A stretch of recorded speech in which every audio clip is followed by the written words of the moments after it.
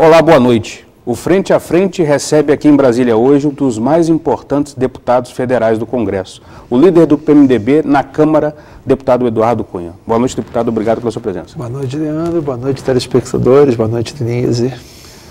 O programa é ao vivo em rede nacional e você, telespectador, pode participar. 0 operadora 17 33558432, pelo e-mail frenteafrente@redevida.com.br ou pelo Twitter da minha colega de apresentação, Denise Rotenburg. Boa noite, Denise. Boa noite, Leandro. Boa noite, deputado. O deputado Eduardo Cunha tem 55 anos, é economista, está no 3º mandato de deputado federal, já foi deputado estadual e foi também presidente da Telerge. Deputado, o que é mais fácil, gerir uma empresa pública ou a bancada do PMDB? A bancada do PMDB me dá um prazer enorme de poder conviver com ela. Claro que são atividades completamente diferentes, uma de natureza política e outra de natureza administrativa. Cada uma tem a sua peculiaridade e os seus problemas. Mas eu diria que é cada coisa no seu devido lugar. A bancada do PMDB é uma bancada complexa, com opiniões divergentes, e a gente busca, como líder, a gente na realidade não gere a bancada, a gente tem que ser o porta-voz e expressar o sentimento da maioria da bancada em tudo que a gente se manifesta, é o que a gente vem procurando fazer. Bom, mas a bancada está muito dividida, né? Agora, especialmente no ano eleitoral, o que a gente percebe hoje na executiva, pelas informações, teve uma reunião da comissão executiva do partido, para você que está nos assistindo, hoje a comissão executiva do PMDB se reuniu. E o que me disseram é que houve uma disputa ali entre júniors e sêniors. Jader Barbalho e Renan Calheiros fazendo uma defesa incisiva da aliança com a presidente Dilma e com o PT, e os deputados já meio que não, peraí, vamos ver as outras candidaturas, não temos nada desse governo, não temos nada, o PT não está nos apoiando nos estados, é mais ou menos isso. E quem ganhou essa batalha? Não, primeiro ninguém ganhou, porque essa batalha, ou pseudo-batalha, ela vai ser debatida, discutida e decidida em convenção. Qualquer fórum de debate que o partido possa fazer, ele jamais será um fórum terminativo se não fosse uma instância que decide, que é a Convenção Nacional, que está marcada para 10 de junho. Na verdade, Denise, a gente vive um problema. Em primeiro lugar, o PMDB é um partido que vem de conglomerados regionais, aos quais cada um tem a sua realidade, os seus problemas, as suas diferenças, as suas convergências com posições nacionais ou divergências, convergências ou divergências com as alianças nacionais nos estados, enfim, tem maneiras diferentes. Em alguns lugares o PT é visceralmente adversário do PT, em outra é aliado do PT. Então tem de tudo dentro da bancada do PMDB, ou melhor, do PMDB como um todo hoje. A bancada, os deputados federais, são o que reflete mais a eleição da base. Por quê? Os governadores e os senadores são eleições majoritárias. As eleições proporcionais são feitas pelos deputados. Então, eles vivem mais o problema da base, dos municípios, dos prefeitos, dos vereadores, da realidade de rua. Estão convivendo os 365 dias do ano na rua. Então, eles sentem mais essas divergências. Até mesmo quando há problemas de pesquisa eleitoral, quando a gente vê as mudanças de humores da população, eles são os primeiros a sentirem e trazem isso. E é claro que tem divergência, não vamos esconder que não existe mais um apoio unânime à manutenção da aliança, como já existiu, como acabou sendo em 2010 praticamente um apoio consagrador, apenas com uma candidatura naquele momento de contestação do próprio senador Requião, na época governador terminando o mandato, mas na realidade teve poucos votos na convenção e a convenção apoiou a aliança maciçamente. Agora você deve ter um embate mais acirrado.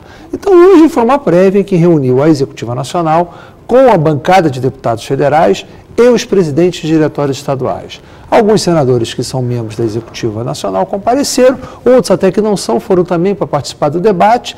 E é claro que os senadores são muito mais satisfeitos com a aliança do que os deputados, porque os senadores participam e são mais, digamos assim, presentes na máquina pública do governo federal. E, consequentemente, como eles são presentes, estão defendendo. Houve até um discurso lá bastante comentado e contestado depois. Não, nós temos cargos. Os deputados já entregaram os seus ministérios que tinham, não preencheram os ministérios. Os deputados estão muito liberados, a decisão deles não vai se prender por ter ou não ter, nem por vir ou não vir mais cargos.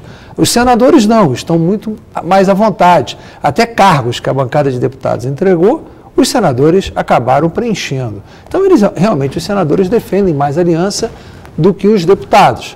E nós não sabemos ainda também, quer dizer, nesse fórum que estava hoje lá, não dá para você ter uma dimensão do que vai acontecer de resultado. Porque a convenção... Que eu ia perguntar, se já tem a convenção reflete o seguinte, os votos do Diretório Nacional, os membros do Diretório, os delegados dos estados da Convenção Nacional, a Executiva, alguns com votos múltiplos pelas suas condições. Enfim, é um fórum apropriado de acordo com o tamanho do partido em cada estado, derivado da eleição de 2010, em função de número de deputados federais eleitos e número de votos obtidos. Qual a aposta então, a representação em Rio de Janeiro, por exemplo. Qual a aposta pessoal do senhor? O senhor acabou de falar do Rio, seu estado. O PMDB lá está declaradamente apoiando o Aécio Neves, que é o terceiro maior colégio eleitoral do país. A Dilma já não precisa contar com o PMDB do Rio.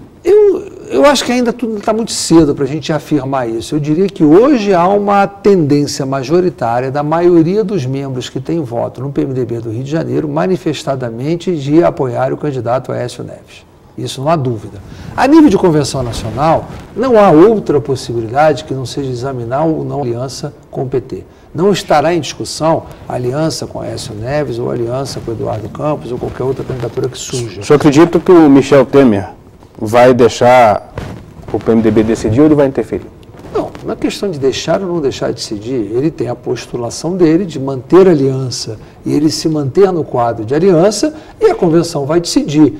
Se fosse hoje, a aliança seria mantida. Daqui a 30 dias nós não sabemos. Então, isso é um processo que a gente tem uma ideia, a gente não pode ter certeza. É uma discussão que vai se dar, eu acho que o quadro político começa a funilar e a partir da proximidade das eleições da convenção é que você vai ter uma clareza maior do que vai acontecer. E é claro que a performance, a divulgação de pesquisas, como vai estar o cenário, tudo isso terá influência. Então, nós acreditamos que vai ser, de qualquer forma, uma convenção um pouco mais disputada do que foi em 2010. Agora, hoje, mais cedo, antes da reunião da executiva, o vice-presidente Michel Temer obteve o aval por escrito do diretório do PMDB de São Paulo e de Minas Gerais em prol da aliança. Isso vai pensar? São Paulo já é o diretório dele, mas o que acontece é o seguinte, não é um percentual, porque como eu disse, a formação da influência dos votos, ele se dá pelo tamanho de votos que o partido obteve na eleição anterior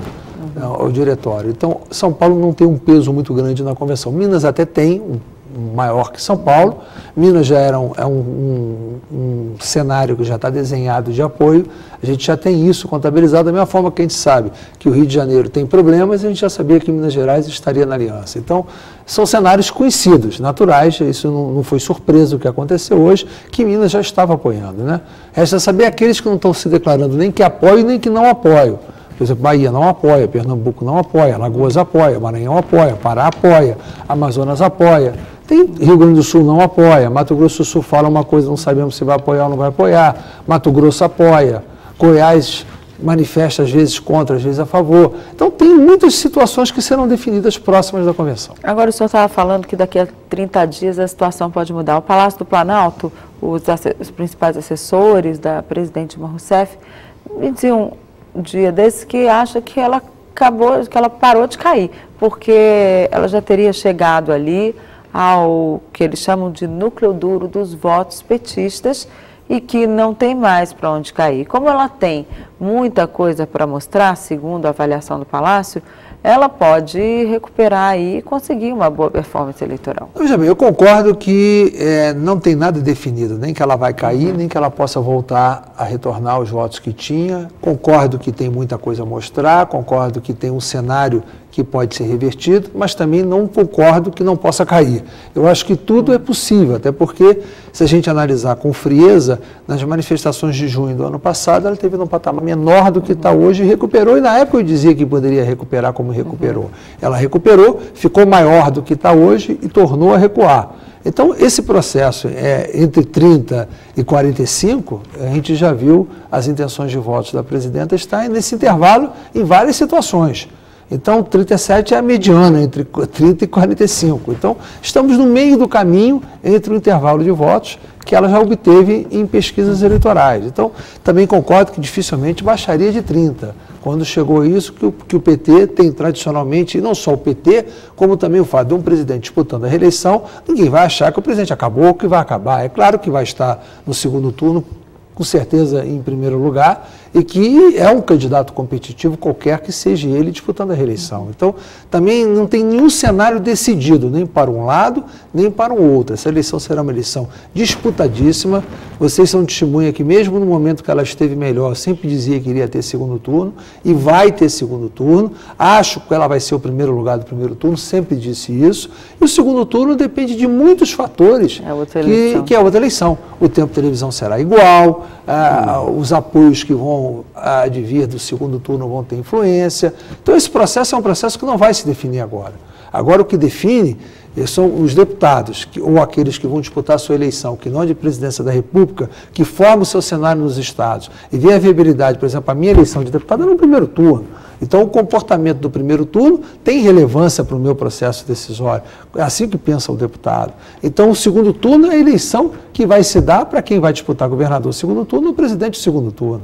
Então, isso terá influência no peso da decisão da convenção e talvez de outros partidos que possam ser aliados ou não. O senhor tem de cabeça quantos diretórios hoje estaduais estão balançando aí mais para oposição do que para Dilma? Deixa eu lhe dizer, eu acho muito, a minha posição, uma posição em primeiro lugar, por ser líder de bancada e não ser o líder partidário, não fica bem para mim querer fazer uma afirmação sobre determinado diretório e amanhã poder ser desmentido. E como líder de bancada, eu tenho que ser porta-voz de uma maioria. Então, eu tenho que, de uma certa forma, coordenar um processo. Eu não posso entrar para agredir ou não um lado ou outro. Mas então, o senhor, como líder, um equilíbrio. O senhor, como líder, é o termômetro ali da bancada. O senhor tem ouvido os deputados. O que o senhor tem sentido? Eu tenho sentido, mas os deputados em si, mesmo que a sua maioria esteja insatisfeita, isso não quer dizer que a convenção possa refletir essa mesma maioria, porque são colégios eleitorais formados por percentuais distintos. O senhor estava falando da bancada, né, que há uma insatisfação dos deputados em relação ao governo. Onde foi que essa relação trincou? Foi por conta do comportamento do PT, que chega nos estados, não quer saber, o candidato tem que ser deles e pronto, acabou? Ou tem a ver mesmo com a presidente Dilma e o temperamento dela? O que o senhor colocaria aí como que fez balançar a aliança? Porque, afinal de contas, o que diz é que o PMDB tem 5 ministérios. Quer dizer, cargos... É a ausência de cargos, é a ausência de cargo para fazer política.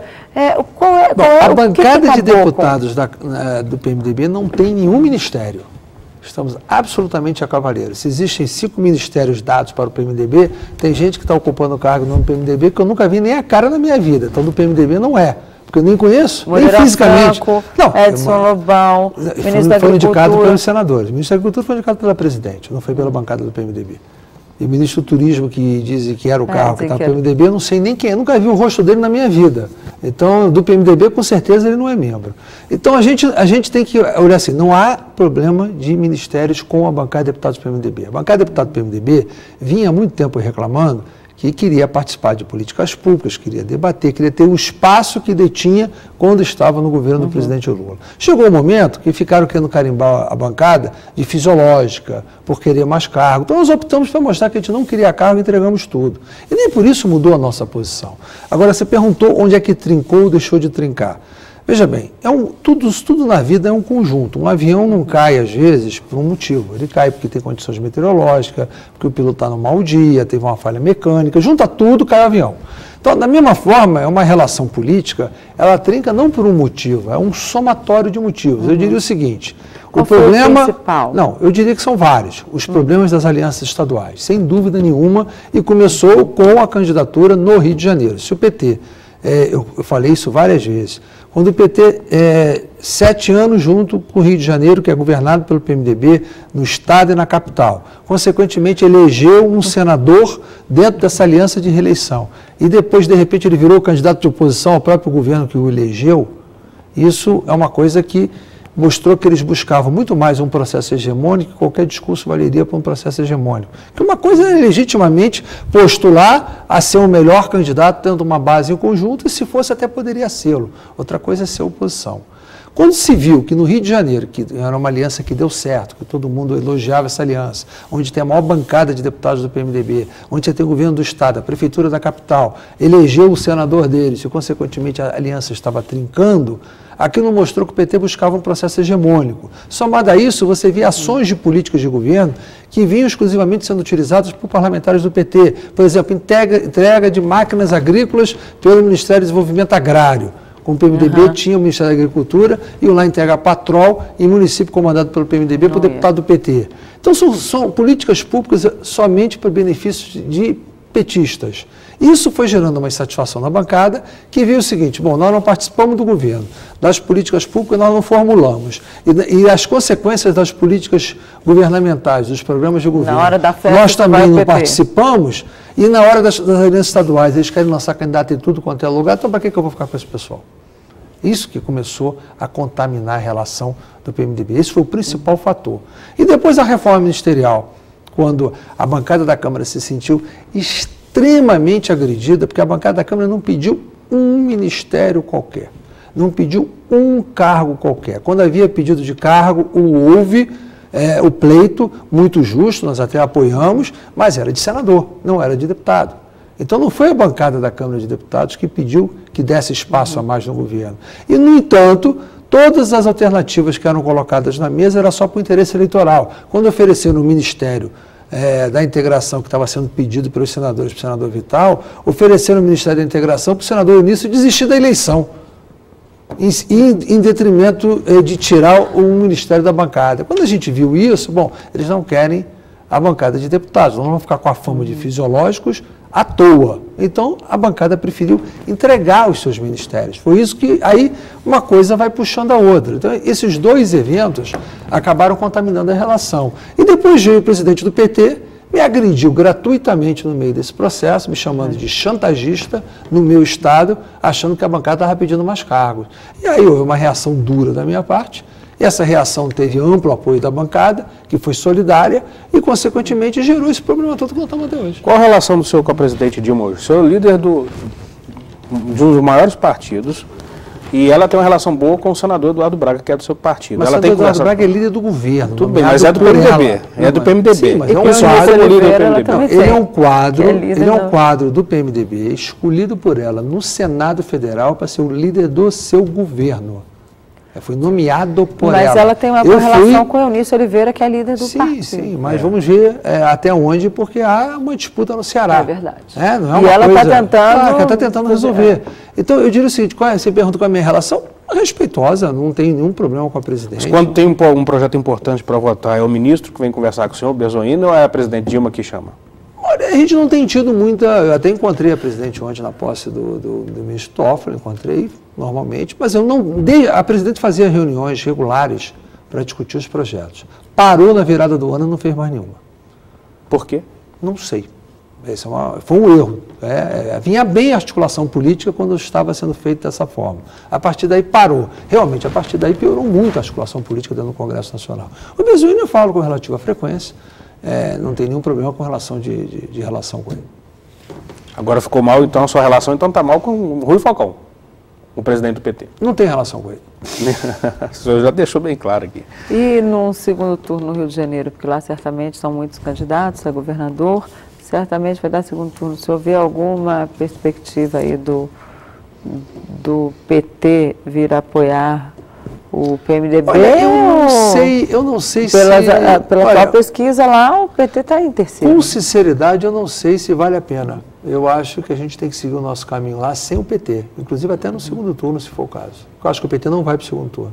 Eu acho que o PMDB tem todas as condições de ganhar, o Pezão estará no segundo turno em primeiro lugar, e seja quem for o adversário que enfrentar, ele tem muito mais tempo de televisão, muito mais coisa para mostrar, ele está se tornando conhecido agora, assumiu o governo agora, e eu não tenho dúvida nenhuma que nós ganharemos a eleição no Rio de Janeiro. E o ex-presidente Lula? Como é que o senhor vê aí essa perspectiva que se lançou e agora parece que acabou de vez a história de volta a Lula? Veja bem, eu sempre respondi, quando vinha com essa pergunta, há muito tempo sempre se fazia essa especulação, que o ex-presidente Lula é um problema do PT, não é dos partidos aliados. Porque se o PT lançar um candidato, é o PT que vai escolher ele ou a presidente Dilma.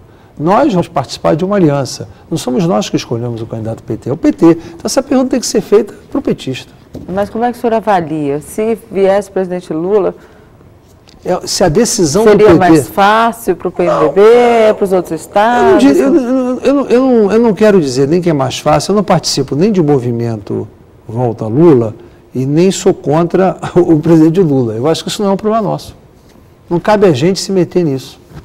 Deputado, mas aí tem uma conversa aí de que o Lula pode voltar se a Dilma tiver menos de 30% aí até junho. Mas isso é o PT que tem que responder, não é a gente. Ele não é do PMDB. Se ele fosse do PMDB, eu te ajudava a responder. A CPI da Petrobras instalada, você acha que vai interferir na pauta do Congresso, em especial da Câmara, ou ela vai passar o arco? Eu acho que a pauta do Congresso já estará esgotada quando a CPI for trabalhar. Será que ela vai trabalhar ou vai ser esvaziada? Não, não vai ser esvaziada, não. Qual, a mista ou a do Senado? Não, eu acho que é um grande erro, foi o grande erro que está sendo feito pela articulação política do governo. Eu teria instalado a CPI imediatamente, porque você vai correr o risco da CPI ser um único cenário político em Brasília, fora a eleição.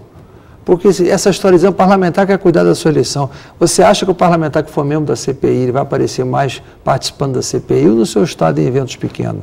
Ele vai aparecer na televisão todo dia por estar na CPI, pode gerar fatos todos os dias. Eu acho que isso é um verdadeiro tiro no pé. Manter então vai ser uma grande vitrine eleitoral. Eu não tenho dúvida. Eu não tenho dúvida. Para a base e para a oposição. Para a base e para a oposição. Qual que o senhor acha que vai funcionar? Do Senado ou a mista? A mista. Não há como, a do Senado vai morrer de morte morrida, como diz vai porque a própria oposição que quer investigar já abandonou ela. Então vai ser a mista, sim. Não tem sentido você achar que o Congresso é unicameral, só o Senado Federal vai participar. O Congresso é bicameral, o problema está presente nas duas casas e as duas casas querem participar. Então eu não vejo como não ser bicameral. Vai sobrar para quem? Politicamente, eleitoralmente. Por quê? As páginas da internet agora há pouco, antes do programa, já estavam indicando que a CPI já vai mirar os contratos da refinaria Abreu Lima e até pegando o Porto de Suape para atingir diretamente o Eduardo Campos. A posição do PMDB, pelo menos da Câmara dos Deputados, dentro da CPMI, ela será uma posição muito clara. Nós não vamos ser nem beck governista, nem ponta de lança oposicionista. E não vamos fazer disso nada que possa virar vitrine eleitoral. Nós vamos aos fatos. Aos fatos terá a participação da gente na ajuda da investigação. Bom, nós voltamos já com esse assunto. Eu vou pedir um intervalo. Eu e Leandro Mazzini conversamos hoje com o líder do PMDB na Câmara, deputado Eduardo Cunha, do Rio de Janeiro. Você pode mandar suas perguntas para 0 Operadora 17 33558432 ou para o e-mail frenteafrente@redevida.com.br ou ainda para o meu Twitter que aparece aí no rodapé da sua telinha. Voltamos já.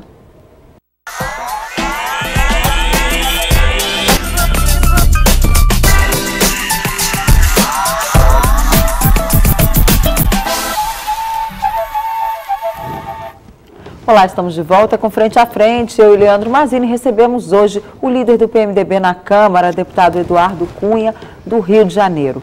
Deputado, no encerramento do bloco anterior, quando a gente encerrou, falávamos de CPI da Petrobras. Eu já ouvi dizer que o PMDB não queria muito essa CPI porque tinha o diretor da área internacional da empresa, né, que era Jorge Zelada, e também tinha aí Paulo Roberto Costa, o diretor de abastecimento, ex-diretor de abastecimento, que está preso, numa espécie de joint venture com o PP, o Partido Progressista. Como é que é isso? Como é que é essa relação? E ainda tem o presidente da Transpetro, que é indicado pelo senador Renan Calheiros, que é o ex-senador Sérgio Machado. Bom, eu só posso falar pelo PMDB da Câmara, eu não posso falar pelo PMDB do Senado. Você falou mesmo, Transpetro indicado pelo senador Renan Calheiros, você falou Paulo Roberto Costa, eu tenho certeza absoluta que a bancada do PMDB da Câmara não tem nada a ver com o seu Paulo Roberto Costa. Quanto ao diretor internacional da Petrobras, o Jorge Zelada, na gestão do ex-presidente Lula, foi quem sucedeu quem comprou a refinaria de Passadina. Não foi ele que comprou, o Severo. Ele foi indicado, e foi realmente indicado pela Câmara na época, pela bancada de Minas Gerais, pelo ex-deputado Fernando Diniz, que já faleceu. Na época era o coordenador da bancada de Minas Gerais. Isso é verdade, foi indicado sim pela bancada de deputados. Agora, quando saiu uma primeira notícia sobre qualquer coisa na área internacional, a bancada do PMDB da Câmara não só assinou um pedido de CPI que está na Câmara, na fila, que não foi instalada na época, há um ano atrás, de autoria do deputado Leonardo Quintão e mais outros 2 deputados, que já falava de todos esses negócios, inclusive de Passadina, assinou requerimentos e não pode convocar, porque não é ministro, mas convidou o próprio Zelada, eu mesmo assinei requerimento, o senhor Zelada comparecer à Comissão de Fiscalização, para as outras pessoas que foram citadas, nós não temos o menor problema, e mais, nós assinamos a CPI mista. Eu mesmo assinei a CPI mista. Então, nós não temos nenhuma preocupação que os fatos venham ser apurados. Se o senhor Jorge Zelada tiver que vir, depois que venha. Quem mais que tiver que vir, que venha. E quem fez alguma coisa errada, que se explique. Deputado, será que a situação era tão ruim ali na diretoria? Porque a própria presidente, Graça Foster, assumiu a diretoria internacional, até hoje está no cargo. Mas o problema ela está acumulando função. Todos os outros diretores foram trocados. Não, o Jorge Zelada, mas internacional ela mesma pegou. O Jorge Zelada, na época, pediu demissão quando a Graça assumiu. Ele não foi nem saiu. Pediu demissão... Não, foi naquela leva de abril, todo mundo junto. Ele pediu em seguida, quando saiu ele pediu demissão. Mas ele pediu demissão por outro motivo. Não, ele pediu demissão, segundo ele alegou à época, porque a diretoria internacional estava num processo de esvaziamento, porque havia uma decisão política de vender os ativos inteiros. De quem a decisão? Da Petrobras. De vender os seus ativos porque iria desativar a internacional. Então, como iria desativar a internacional, vendeu os ativos na África ele preferiu sair. Mas não consegue vender, né? E ela assumiu a diretoria para poder fazer esse encerramento da diretoria. Então, foi isso, inclusive, que foi colocado. Então, não se indicou substituto. Mas ela não conseguiu vender, né? Uma parte vendeu. Uma parte já tem assunto para a CPI aí, que uma coisa muito mal explicada, porque vendeu os ativos em 7 países da África, que valiam talvez aí 4 a 5 bilhões para um banqueiro lá do Rio que pagou 1,2 bilhão. Isso aí já é uma coisa para a CPI apurar. Isso já estava no próprio pedido de CPI naquela época que foi feito quando o Leonardo Quintão assinou o pedido. Agora, isso vai ser apurado pela CPI que o seja. Isso também não foi feito na gestão que o Zelada esteve lá como diretor internacional. Nem a venda, nem as compras que são objeto de contestação e tampouco as vendas. E nem a venda a preço de banana. Nem as vendas. Então a bancada do PMDB na Câmara não tem o menor problema de fazer a mais correta investigação sobre todos os assuntos presentes lá. E o PMDB do Senado? Aí você tem que perguntar para os senadores, não para mim. Mas o partido não é um só? Não existe o partido é um só, mas se o PT, por exemplo, tem 30 correntes, o PMDB tem, claramente, todos sabem disso, há muitos anos, 2 caminhos normais. Mas nós estamos falando de 2 bancadas, deputado. São 2 bancadas. Como é que eu posso falar? Mas eu não sou líder. Não é facção. Sim, mas eu não posso falar pela bancada de senadores, eu não sou senador. Como é que está a interface? Não tem interface? A gente fala normalmente com eles, mas eu não posso, eu não sou presente nas reuniões da bancada de senadores, não sei os cargos que os senadores detêm, não sei, a não ser que muitas vezes vocês noticiam. Nós não fazemos esse tipo de coisa incomum nessa natureza. Então, nós não sabemos. Se efetivamente é verdade que o presidente Renan Calheiros dedicou a Transpetro, então, que todo mundo noticia, parece ser verdade, então é ele que tem que falar, não eu. Se efetivamente eles tinham alguma participação na indicação do Paulo Roberto, eles é que tem que falar, e não eu. O senhor é a favor do financiamento público de campanha? Não, sou terminantemente contrário. O Congresso vai tentar. Até porque já existe o financiamento público de campanha, já existe, porque o horário eleitoral. Não só fundo partidário, não. O horário eleitoral dito gratuito tem um desconto correspondente ao imposto de renda das empresas de comunicação. Então o horário já nunca foi, já tem financiamento público embutido aqui. Não pense quando tem um programa eleitoral que você assiste na televisão, que isso é de graça, que não é. Você, contribuinte, está pagando. Então, o STF caminha para endossar a DI da OAB. Eu acho um erro.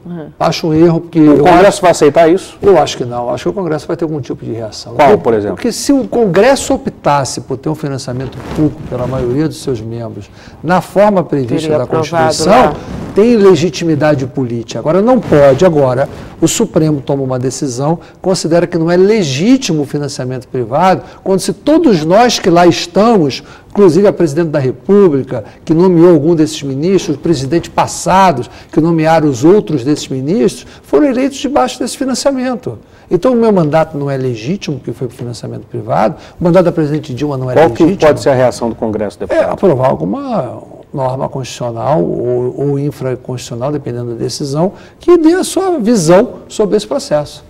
Detalhar bem, criar uma PEC, por exemplo, que absurda. detalha, que libere... Mas a OAB, quando faz esse proselitismo dela, a gente já sabe que ela não se preocupa com a democracia interna. Mas peraí, então você está falando que a OAB tem algum interesse político-eleitoral nisso? A eleitoral tem interesse de fanfarronice, de aparecer, mas ela não resolve os problemas dela. Ela não tem eleição direta. É um conselho que é eleito por um colégio eleitoral indireto. Lá eles têm um poder por essa taxa, esse exame da ordem, que é um absurdo, que fatura fortunas. Lá são outros tipos de poderes de escolha de ministros que não é feita pelos membros, e sim por um conselhinho restrito, que escolhe membros do quinto constitucional, que vai para ministros do STJ, que vai para desembargadores. Então, isso acontece com a OAB com um poder infinito, e de repente ela posa numa democracia que ela não tem internamente, querendo ditar a regra da eleição dos outros que eles não praticam. E é uma autarquia que não é sujeita à fiscalização do Tribunal de Contas da União. Nós temos que contestar é a OAB. Agora, o senhor, toda medida provisória que tem agora na Câmara... E eu farei até a continuação. Eu já disse não é proibido esse contrabando de assunto é para protestar, diverso. até analisarem meu projeto que está lá, para protestar, e vou botar, e eu ia acabar com a taxa agora na 627, se o presidente Henrique não tivesse considerado não inscrito esse parecer que foi aprovado na comissão, porque se eu não posso, na 627 eu não podia acabar com o exame, que realmente a matéria não era conexa, mas a taxa...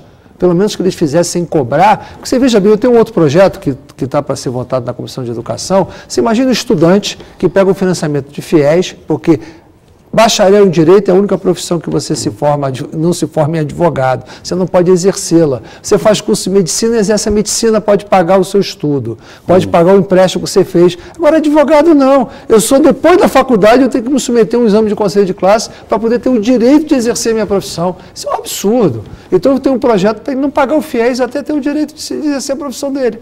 A gente estava falando aqui de financiamento público ou privado, já fui defende o financiamento privado, e em relação ao voto facultativo, que essa semana o ministro Marco Aurélio Mello, em entrevista ao Correio Brasiliense, inclusive aqui na Rede Vida também, no dia 9, nós exibimos uma entrevista com o ministro Marco Aurélio, e ele defendeu o voto facultativo. Eu concordo, com a minha opinião eu concordo. Eu acho que o eleitor que comparece obrigado, ele acaba exercendo o voto branco e nulo com muito mais intensidade, e isso vai aumentar. Eu acho que você tem que ser motivado e quando você vai exercer a sua cidadania, você tem que ir lá para escolher alguém que vai te representar. Então, o voto facultativo, eu acho que iria obrigar as pessoas a motivar os eleitores a irem às urnas. Consequentemente, as pessoas iriam... Mas a pesquisa da Datafolha desse fim de semana publicada, domingo, mostra que até 60%, talvez... 70% eu não lembro o índice. Mas se você seria um desastre para o país uma eleição presidencial, 40% da população ia à urna. Sem dúvida, mas acontece o seguinte, só que nós não começamos a campanha ia mostrar isso, não deixa um presidente então, a campanha sem representatividade. institucional. Você tem, claro, a própria campanha eleitoral, você até com o primeiro momento vai votar, no dia 5 de outubro, compareça às urnas para exercer o seu direito, a sua cidadania. Você vai motivar o eleitor a exercer a cidadania. Então, ele vai escolher melhor o seu representante, porque ele sabe que está exercendo um direito dele de cidadania, não que ele está sendo obrigado para não pagar uma multa por não votar. Já tem umas perguntas aqui no Twitter, Graziela Urquiza, do Rio de Janeiro, boa noite. Ela quer saber, acho que o senhor já até respondeu, mas enfim, a pergunta que não quer calar, o racha do PMDB do Rio, quem será o candidato a governador do partido aqui? Em Brasília? Não, no Rio de Janeiro. Aí o prisão já está resolvido. Não tem racha no PMDB, não tem racha lá. O racha é outro lá. Qual é o racha lá? Racha da aliança que existia com o PT. Na aliança com o PT. O PMDB está lindíssimo. O candidato a governador do Rio de Janeiro é o atual governador. Candidato à reeleição. Será o ex-governador Sérgio Cabral. Já está fechado. Definido. Isso o vice? O vice vai ser alguém escolhido dentro dos partidos da aliança, se dependesse da minha opinião, e eu acho que pode ser o senador Francisco Dornelles. Ou seja, então o PP também não vai ficar aliado ao PT lá? Não, o PP está aliado com o PMDB no Rio, isso já está definido, isso não tem a ver a obrigação de escolher ou não de vice. E o PSDB? É uma hipótese, estão se conversando, se à medida que o PT não quis ficar com o PMDB, pode ser que o PSDB queira, então tem que conversar com todo mundo, é tempo de televisão que define isso. E agora tem uma outra pergunta aqui, Clay Moraes quer saber, ele pergunta, ele é daqui de Brasília, ele quer saber o que é melhor para a corrente da Câmara do PMDB, o que é melhor para os deputados do PMDB, manter o número da bancada, fazer governadores ou ficar no governo federal? Bom, em primeiro lugar, o melhor para um partido, porque um partido tem o seu tempo de televisão, o seu fundo partidário definido pelo número de deputados federais eleitos. O que define o tamanho do partido não é número de governadores, não é número de senadores, nem eleição de presidente da República, é simplesmente a eleição de deputado federal. Então, para o partido, o mais importante é o número de deputados federais a serem eleitos, em qualquer circunstância. E com essa brigalhada da bancada com a presidente Dilma e com o PT, a gente pode ver que eu acho que essa disputa que está brigalhada é um termo mais coloquial, mas com essa disputa que está havendo, essas divergências, por incrível que pareça, pode aumentar a bancada do PMDB. Porque o que vai acontecer é o seguinte, as pessoas estão expressando o seu real sentimento. Consequentemente, o seu eleitor vai reconhecer no seu representante e virar mais deputados federais. Então, eu acho que a bancada do PMDB na Câmara dos Deputados, digamos assim, para mim, como líder, eu não quero terminar o ano que eu sou líder em que a bancada, na sua eleição, diminua de tamanho. Eu quero que ela aumente. Então, toda a minha luta é para a bancada se manter no mínimo igual ou aumentar. Como é que o senhor avalia? Porque todo mundo diz, o PMDB não interessa quem vai ser o presidente da República, mas o PMDB vai ser governo. Como é que o senhor avalia esse dito popular em relação ao partido? Esse dito popular não quer dizer bem um dito popular, quer dizer que nós não estamos produzindo. Em primeiro lugar, tem uma deficiência pelo número de partidos que você tem no país. Enquanto existir esse número de partidos, nenhum partido vai governar sozinho. Porque nós vimos num tempo que você tinha menos partidos, então o partido que ganhasse a eleição ia sair majoritário, consequentemente ele governaria sozinho, não é o caso. Então, consequentemente, qualquer partido, se disputar a eleição, Aécio Neves, Eduardo Campos e a presidente Dilma, na sua candidatura à reeleição, qualquer dos três que ganhar, não vem ninguém com uma bancada de mais de 100 deputados nunca. Então, não vai governar sozinho. Então, consequentemente, quem um enfrentar o outro no segundo turno, automaticamente o outro já está na oposição. Como é que forma a maioria? Esse é o defeito. O PMDB tem dois problemas. O primeiro problema é vítima do número elevado de partidos. E o segundo é vítima de não ter formado uma candidatura própria para disputar a eleição e aí está ou no governo pelo voto ou na oposição, porque o povo o tirou na escolha. Mas o partido sempre soube transitar muito bem eleitoralmente. Por exemplo, em 2006, ele estava rachado ainda, era um pouco Alckmin e um pouco Lula. Depois que o Lula trouxe o partido todinho para ele, né? Havia um racha diferente em 2006. O Sérgio Cabral era Geraldo Alckmin até o fim do primeiro turno, até ir para o segundo. Depois para o outro lado do Lula. Ali são dois momentos distintos. Em primeiro lugar, em 2006, você tinha um problema da verticalização. Havia sido aprovada a emenda constitucional, acabando com a verticalização das eleições, que foi julgada no Supremo que não valeria para aquela eleição, porque ela não foi aprovada um ano antes do pleito. Então, quem ficasse numa aliança nacional era obrigado a reproduzir a aliança nos estados, e o PMDB, por ser um consórcio de divergências estaduais, não ia poder repetir a mesma aliança nos estados todos. Então, inviabilizava o PMDB participar de uma aliança. Além disso, ali houve uma disputa de candidatura própria, na época Garotinho disputou com o Rigoto, teve aquela confusão toda, e justamente a falta da presença de você ter essa definição da verticalização impediu que a candidatura própria, que é um sentimento muito forte do PMDB, prevalecesse naquele momento. Houveram até prévias entre Rigoto e Garotinho pelo Brasil inteiro. E naquele momento você tinha uma maioria do PMDB, porque foi quem ganhou a convenção, que estava no apoio ao presidente Lula. E uma minoria que não estava. Depois da eleição, a minoria que perdeu a eleição, e Sérgio Cabral no primeiro turno ficou neutro e no segundo turno apoiou Lula. Foi isso que aconteceu no Rio de Janeiro. No primeiro turno ele não teve candidato a presidente, no segundo ele votou em Lula, claro, aberto e transparente. Então aí todo o PMDB foi para o segundo mandato do presidente Lula apoiando. Foi a grande mudança do PMDB, foi quando a gente se uniu, até as divergências internas que a gente tinha acabaram naquele momento. E a partir daí que a gente pôde construir para o PMDB participar da aliança formal com a presidente Dilma, com a candidatura a vice-presidente. Quando que o PMDB vai ter candidato próprio, deputado? Se dependesse de mim, teria sempre. Agora, nós temos que ver, não houve quadro que saltasse para essa eleição. Né? Hoje tem? Pode ser que tenha, nós temos aí para a próxima eleição, quem sabe o prefeito Eduardo Paes, se concluir a sua gestão com êxito, outros nomes que podem surgir na eleição agora de governador se ganharem. depende de muitos fatores. Deputado, eu queria mudar um pouquinho de assunto. O senhor é economista, como é que o senhor avalia o cenário econômico? Nós estamos num risco aí da inflação fugir ao controle, já se fala em aumento de gasolina, a presidente Dilma Rousseff disse que a situação não está, que a inflação está sob controle, mas não está tão bem quanto ela gostaria. Ela falou isso para a gente no jantar com jornalistas,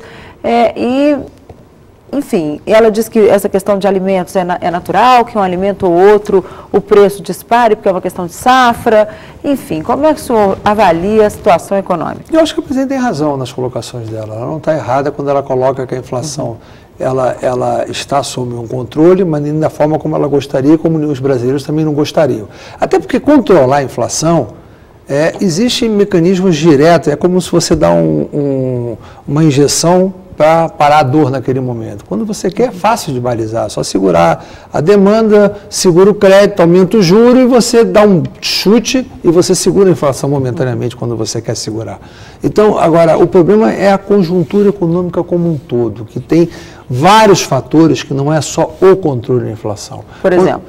Você tem o crescimento econômico, os fatores que influenciam o crescimento econômico, o comércio externo, o saldo das contas externas, não só pelo comércio exterior, mas também de entradas e saídas de capital.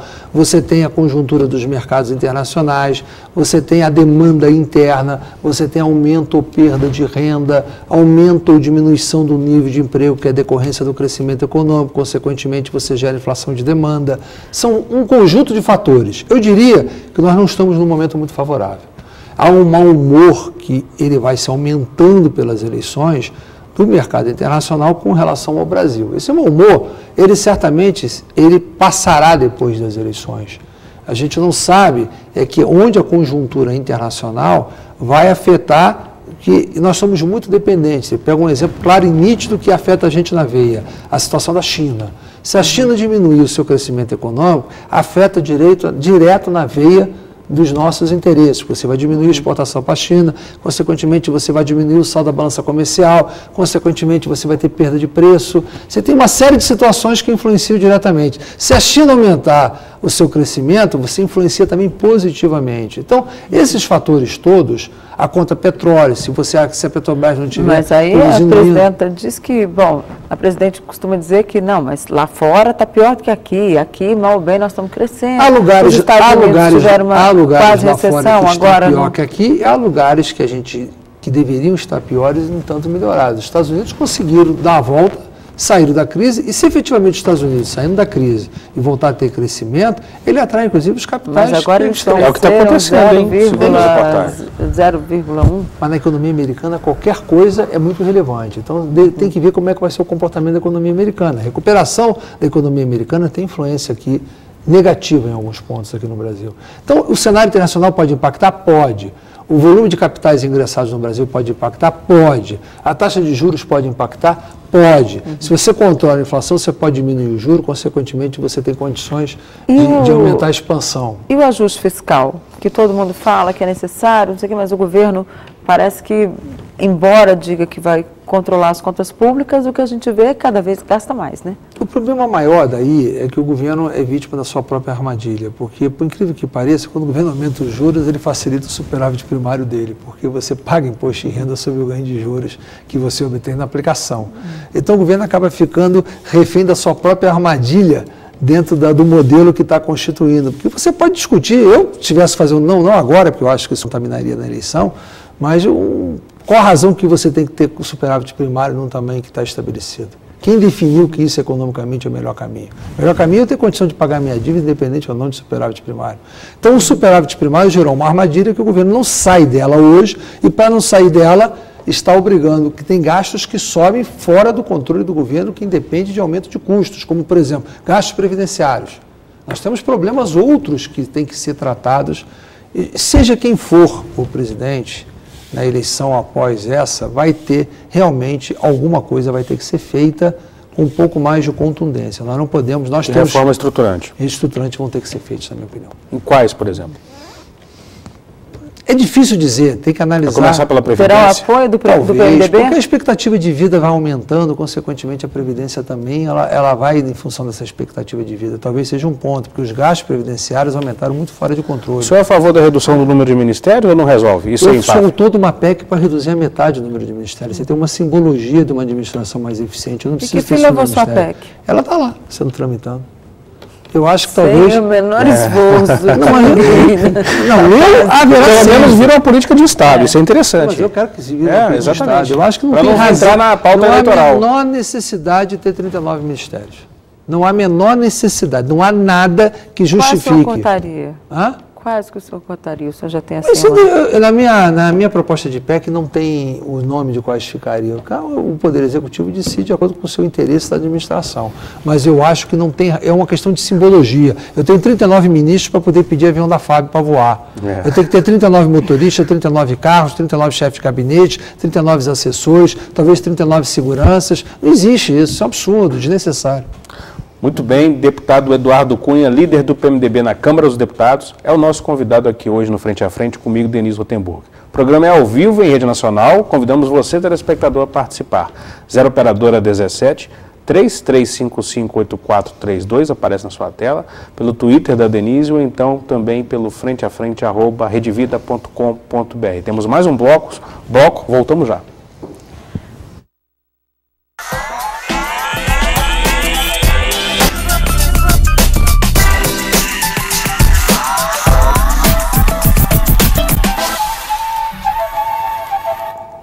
Muito bem, voltamos com Frente a Frente. Hoje eu e Denise Rotenburg, aqui nos estúdios de Brasília, recebemos o deputado federal Eduardo Cunha, líder do PMDB na Câmara.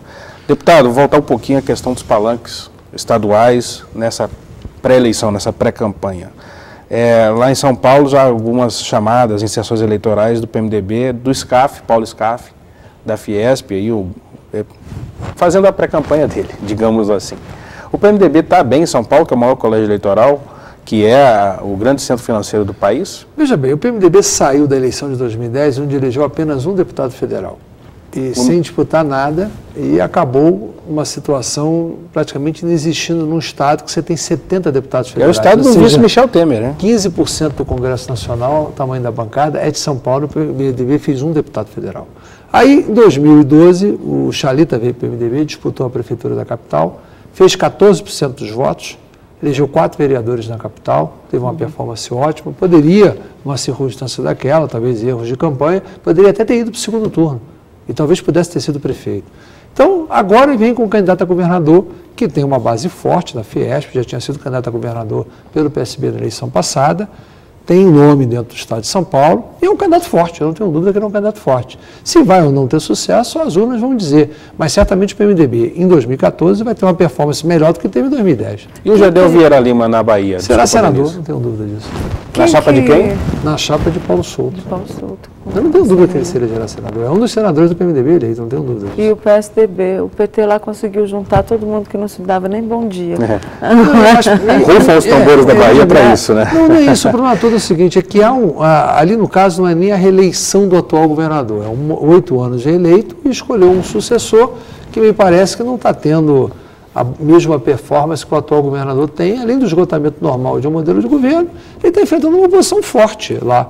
Então, eu acho lá que eles vão perder a eleição na Bahia. Agora, no caso de Paulo SCAF, quem são os partidos que vão apoiar a campanha dele? Eu acho que eles devem estar conversando, eu não estou acompanhando de perto, não participo dessa articulação, mas eles estão conversando, certamente alguma aliança acabará tendo, mas da mesma forma que o Paulo SCAF ainda deve estar com alguma dificuldade, o PT, que tem uma outra candidatura que não do governador, que é candidato à reeleição, também passa pelas mesmas dificuldades. Embora o PT até tradicionalmente, assim como tem no país, tem em São Paulo um volume de eleitorado certo, 25%, 30%, resta saber se vai ter ou não essa performance, que dificilmente alguém vai tirar o governador na reeleição do segundo turno.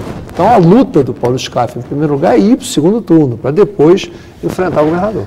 Agora, o senhor esteve com o Gilberto Kassab recentemente. O senhor acredita que ele vai fechar mesmo com o Geraldo Alckmin? Bom, veja bem, eu converso com o Kassab regularmente há bastante tempo. Ele pode sair candidato ou pode fazer aliança com qualquer lado. Ele está analisando o quadro, está com a candidatura dele colocada, é um direito dele, é um partido que tem uma representatividade, ele foi prefeito da capital. Ele vai montar a campanha dele até a hora da convenção, ele vai decidir o caminho dele. Como não sou eu que que o fato de eu estar com ele não foi para fazer esse diálogo. Ele vai decidir no seu momento certo, conversando lá com as pessoas com as quais ele convive, certamente no PMDB estão conversando com ele também, ele vai tomar a decisão dele. Tem aqui uma pergunta de Emilson Costa, do Rio de Janeiro. Boa noite, Emilson. Ele quer saber, diz que o senhor é economista, o RDC, aquele regime diferenciado de contratação, expandido para os estados e municípios em relação a toda a natureza de obra, ele facilita a corrupção? Na minha opinião, eu não sou muito favorável ao RDC, não. Eu não sou favorável porque a minha teoria é um pouco diferente de todas a que existe e a que aprovaram. Eu acho que você só deveria licitar com um projeto executivo feito. O grande fator que você tem de corrupção ou de desvio, ou de chamado superfaturamento, que eu não diria nem que superfaturamento seja roubo, sim, explosão do gasto do investimento, é que vocês fazem ou se faz licitações com projetos que são desconhecidos. Que na hora que você faz o projeto executivo real, você vê que não é aquilo que você licitou e não era aquilo que você quantificou orçamentariamente. Então, quando você faz tanto a licitação hoje, que você faz pela 8666 como projeto básico, como o RDC, que você transfere o projeto executivo e toda a obra para quem ganhar a licitação, os dois modelos, na minha opinião, não são corretos. Eu faria o projeto executivo. Se o país adotasse a metodologia de fazer projetos executivos, teríamos custos de obras muito mais baratos. Deputado Denise, queria deixar o nosso abraço para o Geron de Souza, lá de Curitiba, e o Jorge Bandeira, lá do Morro do Chapéu, Bahia, pergunta até quando vai durar o cargo de suplente de senador. O senhor acredita que isso vai mudar um dia? Numa eventual reforma política vai cair? Não, veja que parece que é a melhor profissão do mundo hoje, né? Não, eu diria o seguinte... De repente, o cidadão, com todo respeito aos suplentes senadores, virais senadores, chegam lá sem voto nenhum e viram reis. Eu concordo com ele. Houve dois períodos que, quando você pesquisa, você tinha a chamada sublegenda. O partido lançava 3 candidatos, somava os votos dele, que era a chamada sublegenda, e era o primeiro, segundo, terceiro colocado, virava o primeiro e segundo suplente. Eu acho esse modelo melhor, que é o modelo dá mais legitimidade. O outro modelo seria quem perdeu a eleição virava o primeiro suplente, quem fosse o segundo lugar. Seria o mais correto do ponto de vista do eleitorado. Como está hoje, eu sou absolutamente contrário. Eu acho que não se delega um mandato eleito pela população para alguém que eu escalo como meu substituto. O substituto tem que ser quem também participou da eleição. Então, houve um modelo, uma tentativa de mudança que o Senado aprovou, não vão ser os deputados que vão mudar a forma de eleger os senadores. Seria um pouco antiético, né? Até porque se você perguntar a alguns deputados, há quem defenda que o Congresso tem que ser unicameral. A iniciativa tem que ser do Senado e depois ir para cá. Sem dúvida, sem dúvida. Tem aqui uma pergunta interessante, eu até deixei esse assunto Copa do Mundo para o último bloco, propositalmente, porque nós falávamos antes de começar o programa que as manifestações começam a tomar conta, elas começam a ressurgir. Eu queria saber, aqui tem até um comentário, são 500 ônibus depredados no Rio de Janeiro. Isso sinaliza uma perigosa perda de capacidade do Estado brasileiro em manter a ordem. O senhor acha que nós podemos chegar aí a um período de descontrole nessa etapa da Copa do Mundo? Denise, esses 500 ônibus depredados não tem nada a ver com a Copa do Mundo. São marginais da política do Rio de Janeiro que utilizam desse expediente para fazerem política. Quem? Eu não posso acusar aquilo que eu não posso provar. Mas são os marginais da política do Rio de Janeiro que existem, persistem, estão lá, às vezes até se apresentando para a eleição pedindo voto. Agora, eu vou fazer um comentário que talvez até não devesse fazê-lo, mas é a minha posição pessoal. Eu acho a Copa do Mundo um erro. Foi um erro ter feito a Copa do Mundo no Brasil. Por quê? Porque eu acho que, diferentemente das Olimpíadas, as Olimpíadas você concentra um evento num lugar e você faz um legado para uma cidade e você muda a vida dessa cidade, como mudou Barcelona, como mudou Atenas. Várias cidades que sediaram Olimpíadas tiveram uma transformação. A Copa do Mundo, você está distribuindo ela em várias sedes, alguns fazendo estádios de R$1 bilhão, R$1,5 bilhão para fazer meia dúzia de jogos que depois vão ficar vazios, com custo de manutenção altíssimo. Mas não está tendo legado para essa cidade? Estádio? Não, além do estádio, mobilidade urbana. Mobilidade o quê? Vai ser feriado para poder se mobilizarem. Não, após Copa, com várias obras. Aqui em Brasília tem uma broviária, nas outras cidades tem uma broviária. As obras que estão sendo feitas de mobilidade urbana, a população já necessitaria delas e já seriam feitas pelo governante, senão ninguém anda.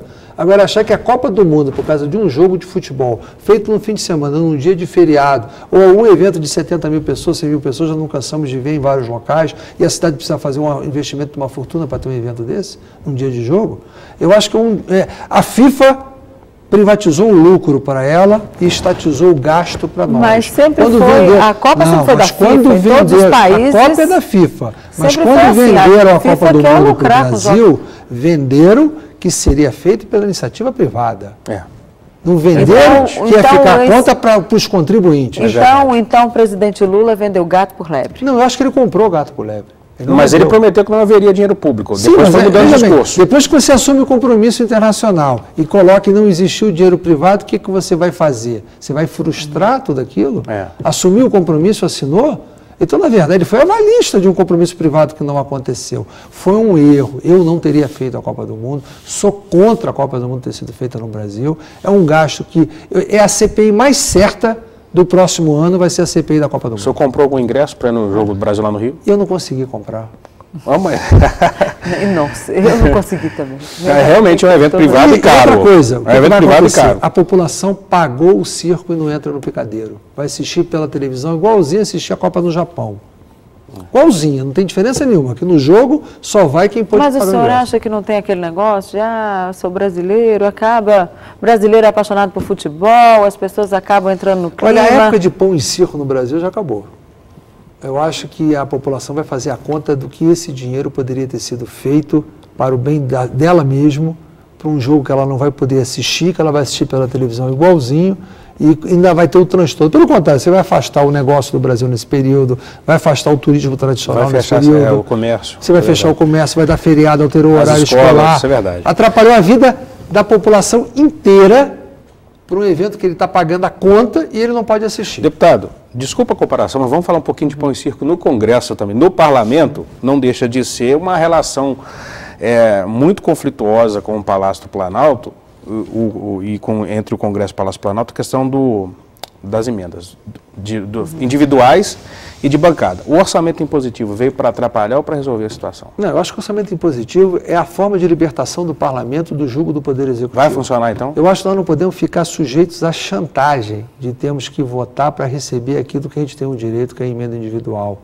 E nem nós temos que ter parlamentares que se utilizam desse expediente para vender o seu voto, vender em termos, entre aspas. Vai acabar para valer esse jogo, então? Eu acho que tem que acabar. Não, tem que acabar, tem, mas vai acabar com o orçamento bem da representatividade, para que todos decidam apoiar ou não apoiar qualquer projeto, apoiar ou não apoiar um governo, não pelo volume de emenda que é liberado, e sim pela sua consciência, pela sua visão de governo que existe. Mas não é institucionalizar o João Alves e usar não, acho que é o contrário. Eu acho que você vai acabar com o jogo de tomar lá da cá. É um jogo que interessava o governo, que usava esse instrumento para poder manter a base subjugada e vai interessar ao parlamentar, porque você veja bem, hoje eu sou governo, amanhã eu sou oposição e vice-versa, hoje eu sou oposição, amanhã eu sou governo, eu vou ter o mesmo direito. Eu não preciso vender a minha consciência. Dos deputados com os prefeitos que vão correr então, isso se existisse... E ter a certeza que mas se isso já existisse, já existe hoje. Não é o impositivo que vai criar a relação do parlamentar com o prefeito. O que está criando o impositivo é a obrigatoriedade do Poder Executivo liberar esse dinheiro, que hoje libera para eu ter que vender a consciência numa votação de interesse do governo. Aqui vou falar em dinheiro, quanto que vai para o Rio de Janeiro dos royalties do petróleo? Semana que vem deve ter uma votação no Supremo?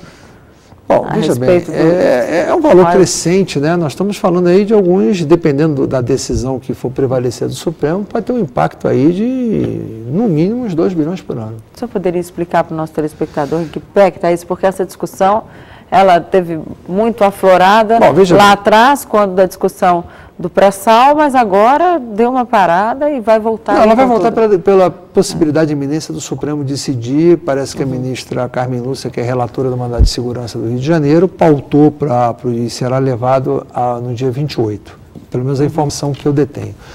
O que acontece é o seguinte, o Rio de Janeiro, ou melhor, os estados produtores de petróleo têm um direito previsto na Constituição, no seu artigo 20, a receberem onde eles produzem petróleo direito a royalties e participação especial, que foi regulamentado por lei. Havia um modelo de exploração por concessão, que foi alterado em 2009 pelo modelo do chamado modelo pré-sal, que é o modelo de participação. Naquele momento, a participação especial, que era uma participação do lucro dos poços, acabou e ficou um royalty maior. O que aconteceu foi que o Congresso aprovou emendas, não só dando uma destinação diferente ao modelo de pré-sal que existiu a partir de 2009, ou seja, para os campos futuros do pré-sal que iam ser leiloados, como agora foi o campo de Libra, e também alterou na lei de concessão, inclusive retroagindo aos poços já existentes. Então, o que aconteceu foi que a presidente chegou a vetar, o veto foi derrubado pelo Congresso e essa derrubada de veto foi levada ao Supremo Tribunal Federal. Em resumo, se o Supremo der razão ao Rio de Janeiro, só vai passar a valer a partir dos novos campos de petróleo. Se o Supremo não der razão ao Rio de Janeiro, eles vão entrar nos percentuais novos dos estados produtores e municípios produtores aos campos já existentes que têm produção de petróleo, aos quais o Rio de Janeiro representa 85% do volume de petróleo produzido no Brasil. Ou seja, de 2 milhões e 100 mil barris produzidos por dia, o Rio de Janeiro produz cerca de 1 milhão e 800 mil barris por dia, que geram royalties e geram participação especial. Essa arrecadação é uma arrecadação significativa, que poderá ter uma redução de no mínimo de 2 a 3 bilhões de reais por ano para o Rio de Janeiro. Ou seja, então vai faltar dinheiro para as outras obras de mobilidade urbana do Estado? Vai faltar. E como é que Luiz Fernando Pezão vai explicar isso na urna? Bom, eu acho que... com recurso, ou seja, o Rio de Janeiro eu sempre defendi o seguinte, sempre tenho esse comportamento dentro do Congresso Nacional. É claro que eu não misturei o problema da minha liderança com o fato de eu ser deputado do Rio de Janeiro e defender a presença dos royalties. Mas a gente sempre tem que respeitar as receitas dos entes, seja da União, seja de estados e municípios. A gente não pode tirar dinheiro. Uma coisa é você mexer com a receita futura. Agora, eu tirar a receita presente é muito difícil de qualquer estado conviver. O que vai acontecer é que se a decisão do Supremo for contra o Rio de Janeiro, certamente a União vai ter que pôr recurso no Rio de Janeiro para conversar. Deputado, desculpa, Denise, o senhor é candidato a presidente da Câmara dos Deputados no ano que vem? Não. Se o senhor for reeleito? Eu sou candidato a deputado federal na eleição de 5 de outubro a renovar o meu mandato. Se o senhor for reeleito? Se eu for reeleito, aí vamos ver, em primeiro lugar, o que vai acontecer, que bancada que vai aparecer. Não existe essa discussão. O senhor acredita que a bancada do PMDB vai crescer, o senhor falou mais cedo? Eu vou lutar, estou lutando para isso. O PT já está falando em fazer Arlindo Chinaglia. É um bom quadro, já foi presidente da casa. Que é vice-presidente. E o André Vargas, ele voltou hoje para ser deputado. O senhor acha que os dias dele no Congresso estão contados? Difícil dizer, né? É um processo que tem o seu rito no Conselho, na Comissão de Ética, a qual eu não acompanho. Eu não tenho condição de te dar uma opinião, até porque o próprio processo legislativo sendo interrompido, acho que antes da eleição dificilmente qualquer coisa dessa natureza será julgada. E no final de mandato, então é bem provável que ele fique até o fim? Qual é a sua aposta? Ele levou quase 2 anos para ser julgado, né? Depende, porque uma coisa, quando ele deixou de se filiar ao PT, largou a sua filiação do PT, eu acho que perdeu um pouco a pressão que existia sobre ele. Então, acho que o comportamento pode ser que seja diferente. Não sei, eu não tenho condição de...